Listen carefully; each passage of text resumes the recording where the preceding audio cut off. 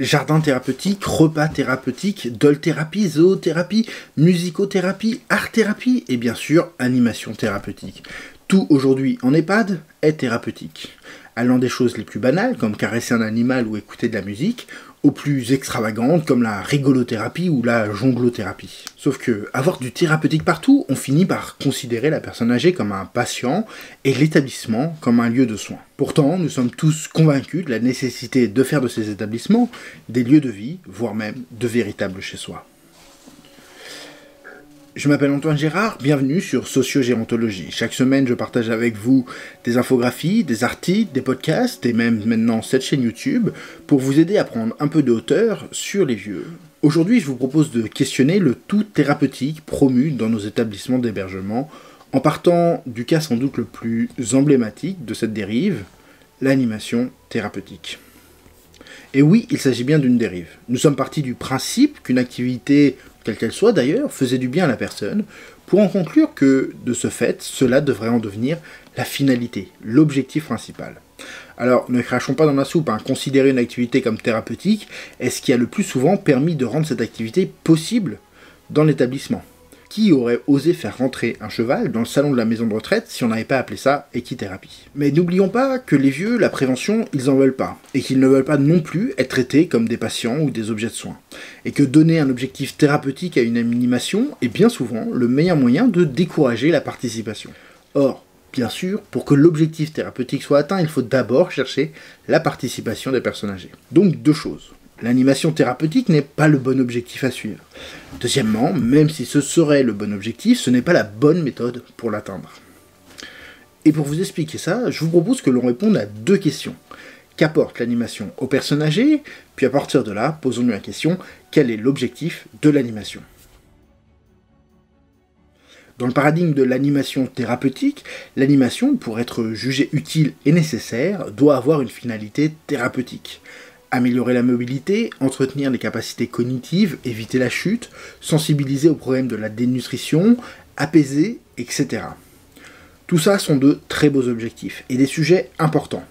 Mais en faire l'argument principal, celui qui doit motiver la participation des personnes âgées, est une erreur. Une erreur qui dénote la méconnaissance des raisons de la participation de ces personnes aux animations. Et ça tombe bien, car j'ai déjà expliqué les raisons de la participation dans 2 podcasts, je vous mets les liens en description. Mais pour pas attendre que vous ayez les écouter, et pour le dire les choses simplement, les vieux participent pour l'aspect relationnel de l'animation. Pas pour ce qu'elle pourrait apporter sur le plan de la santé physique ou cognitive, mais pour le plaisir d'être avec d'autres personnes, pour l'échange que cela crée, pour la reconnaissance que l'on obtient par l'animateur ou par les autres résidents.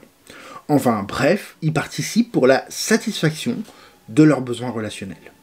L'animation sert de prétexte à la relation et vient faciliter cette dernière en la rendant acceptable, en lui donnant un objet.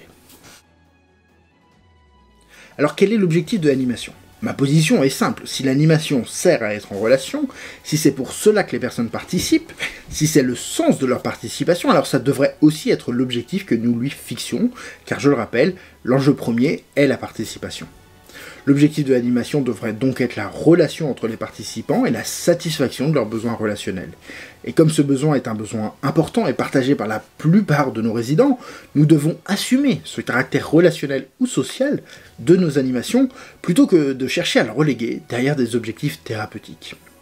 Alors certes, cela semble un peu moins ambitieux.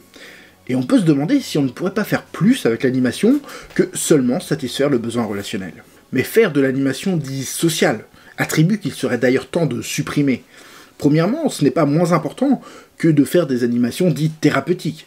Bien au contraire. Je n'aurai de cesse de vous répéter, et je le répète déjà, que la vieillesse ne consiste pas seulement à altérer les dimensions physiques de la personne, et que le handicap ou la fragilité physique sont peut-être les moindres maux ou les moindres peines que rencontrent les vieux.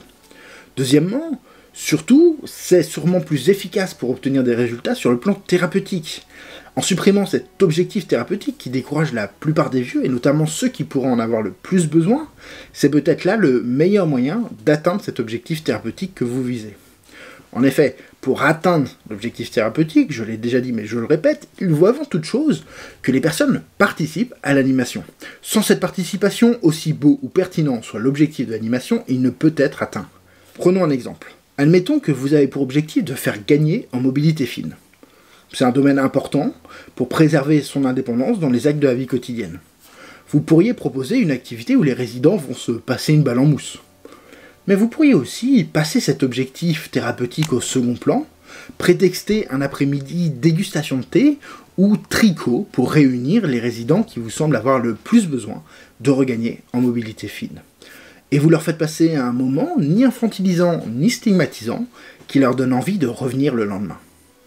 Alors non seulement votre objectif thérapeutique est atteint, la mobilité fine est travaillée, mais le caractère ordinaire de votre animation en a fait pour eux un moment exceptionnel qu'ils auront envie de revivre. Bien évidemment, je ne vous demande pas de me croire sur parole, mais je vous incite réellement à vous poser la question et surtout à essayer. Alors si on récapitule, rendre tout thérapeutique, c'est prendre le risque de faire de nos établissements des lieux de soins avant des lieux de vie. Mais surtout, ce n'est pas la meilleure manière d'encourager nos résidents à participer à nos animations que l'on prépare pour eux.